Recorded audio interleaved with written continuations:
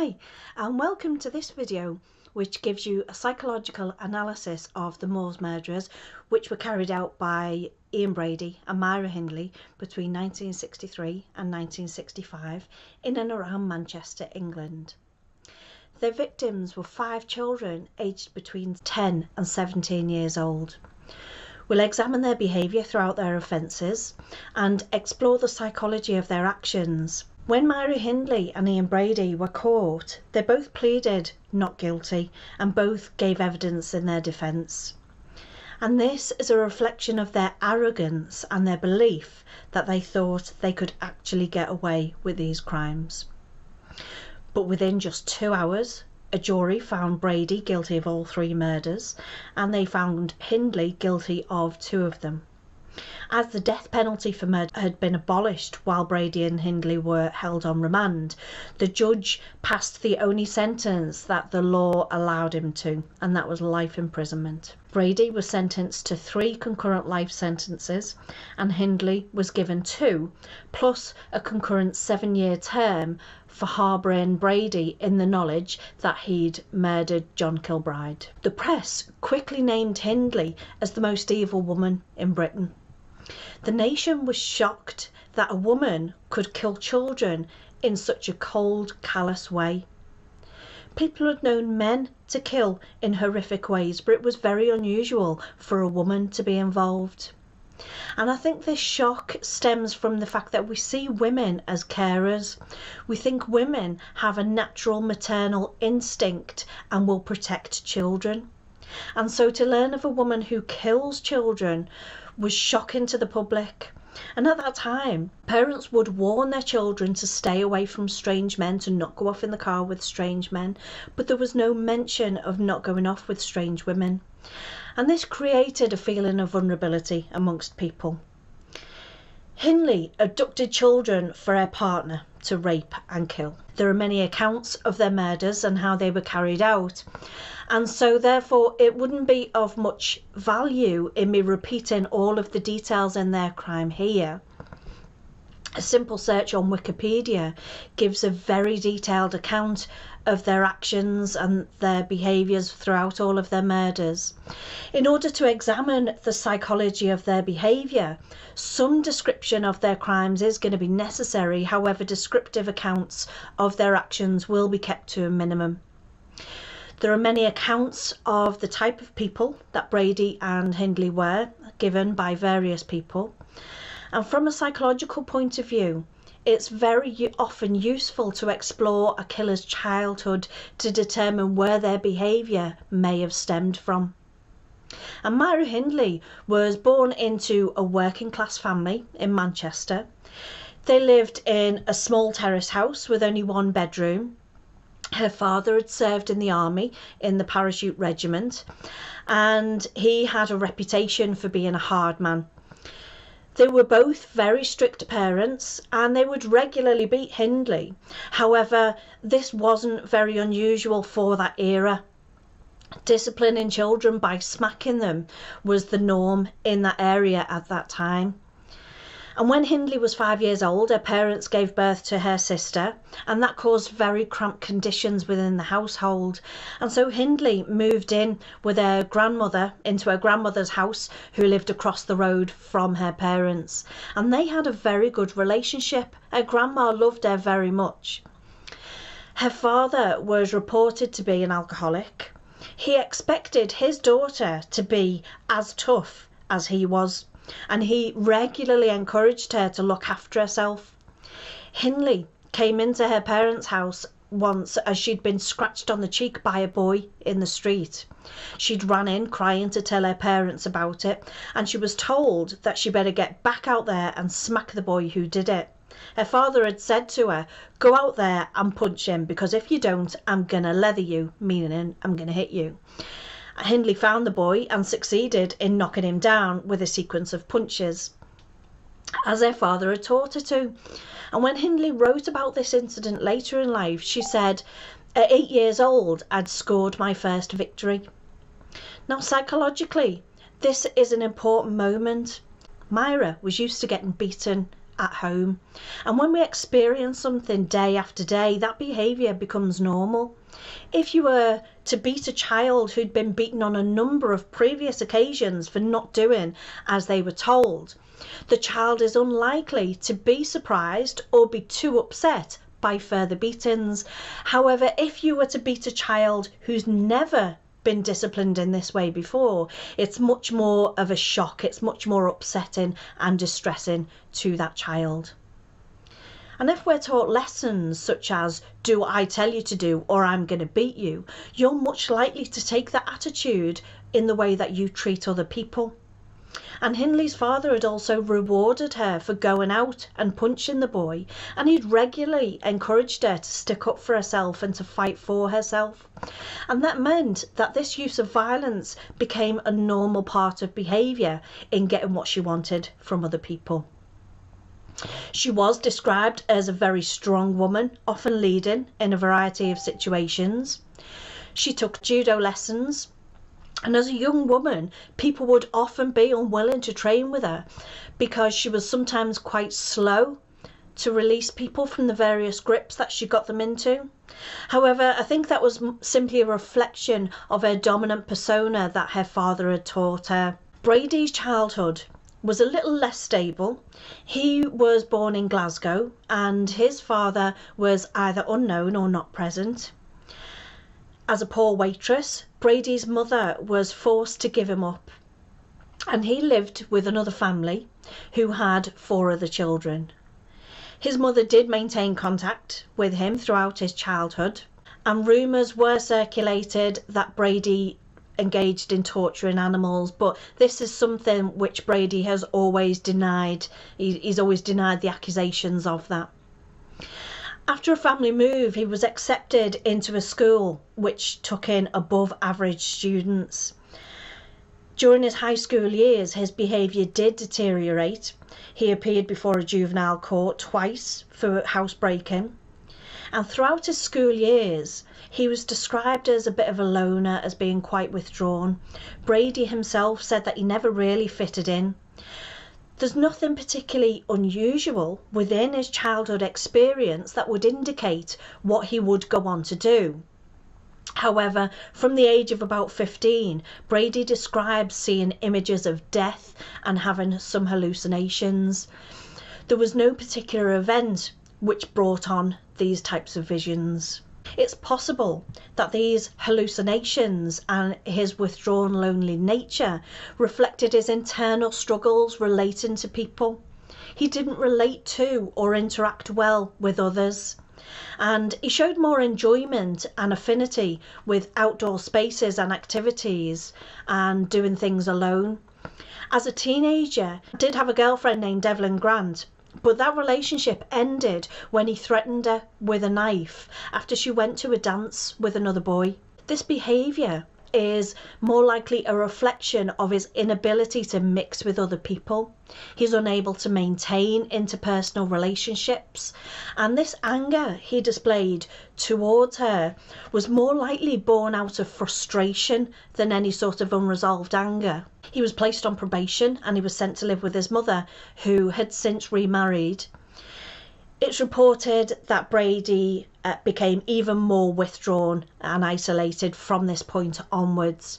He was interested in books on sadism. He became fanatical about the Nazis.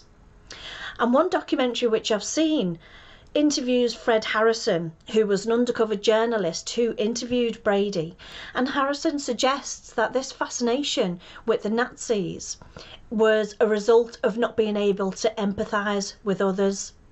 He felt that Brady wasn't able to empathise and he didn't relate to others very well. The Nazis didn't empathise either, and they sought to control and manipulate whole populations of individuals. And Brady identified in some way with that. And I somewhat disagree with that point of view. Due to his unstructured background, he's likely to have felt lost and abandoned. And this sense of abandonment may have led to not feeling like he ever really belonged or fitted in anywhere. it's more likely that Ian Brady liked the formal structure and the disciplined set of rules that the Nazis had. They had a strong leader, which Brady had been lacking in his life. And after moving back in with his mother, Brady continued to feel lost, he continued to feel isolated, and he continued with his delinquent behaviour. And he's likely to have felt that he never really belonged anywhere and that he couldn't really relate to anyone. When Hindley met Brady, they likely saw something in each other that they were completely infatuated by. To Brady, Hindley was a strong, beautiful woman who was also very demanding. He saw a strong female figure, which he probably admired. She had the beauty and the femininity of a woman and the strong, determined nature, which is more typically seen as masculine in nature. Hindley would have seen in Brady an interesting, intelligent young man. She was probably very flattered by the attention that he gave her. She may very well have been pleased to have such attention from a man, as this was something that was lacking from her father. We often naturally gravitate towards others who we see as similar to ourselves in some way. They began to date, and their date nights went on to usually be involving watching an X-rated movie at the cinema, followed by drinking wine. And Brady introduced her to the literature on Nazis. It's likely that Hindley could easily identify with this because of her father's strict, controlling ways involving beating her as well. And as their relationship evolved, they became interested in photography. They would take pictures which some would consider fairly explicit for their time. And Brady often took pictures of Hindley with their dog, Puppet, and they'd talk about doing a bank robbery. They'd fantasise about it. But this never really amounted to anything. When Brady began to talk about his perfect murder, which was based on a film he'd watched, that conversation continued. This would have been an important part in their relationship. In watching these films and in taking these pictures, the couple are exploring each other's boundaries. The limits would have been pushed further and further each time they met, and obviously a boundary was never reached. Even when Brady began to talk about the perfect murder, that boundary was still never reached between the pair. The first murder was a 16-year-old female who was a neighbour of Hindley's. Hindley drove the car, Brady followed on his bike, and when he saw a suitable victim, he'd flash his headlights. And Hindley was to stop and to offer the girl a lift. And their actions speak volumes about their psychology. First of all, they were in separate vehicles, and that meant that they'd given some thought previously as to how they would gain the trust of the victim. A lone female in a car is not very threatening. And secondly, Hindley knew the victim. She wasn't afraid of being identified, and so she knew that there was every chance this murder was happening, that they were going to go through with this. They both relied on the fact that Hindley and the victim knew each other, and so she would be much more likely to trust her. However, they did give different accounts of how the murder took place. They both said that they lured the victim into the car and to the moor under false pretences. However, Hindley had said that she'd waited in the car while Brady took her onto the moor and that she joined them afterwards. The girl's throat had been cut across her voice box, presumably to stop her screaming. She'd been sexually assaulted. Brady had claimed that Hindley didn't wait in the car and that she'd taken part in the sexual assault and the sexual abuse of this victim. When indicating that she stayed in the car, Hindley is distancing herself from the sexual assault and the murder. Even though she played an active part in getting the victim into the car and getting the girl there, Hindley is suggesting that she's somehow not as bad as Brady because she didn't join in with the sexual assault and the murder. And Brady saying that she was there indicates that he's saying he's only half to blame. He's not willing to take full responsibility for the murder because she was there, Hindley was there, and so she's just as bad as me, he's saying. This is an unsurprising psychological tactic that many offenders employ. They somewhat want to minimise their part in the events and try to justify their behaviour in some way. The next murder was that of a 12-year-old male. Hindley approached him to say that his parents would be worried about him, and they lured him into the car with the promise of some sherry. And she told him that they would need to take a detour to go and get the sherry. They travelled up to the moor where Brady took him. Again, Hindley waited in the car. Brady sexually assaulted him and attempted to cut his throat. The boy was then strangled to death with a piece of string. The first victim was killed by 2 knife wounds. However, this second one, Brady only wounds him with the knife before going on to strangle him, and this gives Brady much closer physical contact with the victim. He's likely to have heightened the experience for Brady by strangling him in this way. He would have taken great pleasure in feeling the life leaving his victim. The third murder followed the same pattern as the second one. The 12-year-old male victim was lured into the car under some false pretense and then driven to the moor where Brady sexually assaulted him and strangled him. There was no knife used in this murder, which reinforces the view that he took some pleasure and enjoyment in feeling the exact moment the life left the victim by strangling them. The fourth victim was a 10-year-old female, and again she was lured into the car under some false pretences.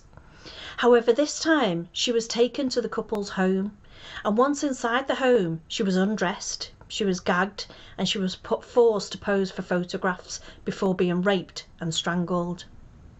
Again, the pair gave different accounts of the murder. Hindley had said that she'd gone for a bath, and Brady said it was Hindley who'd actually murdered the girl.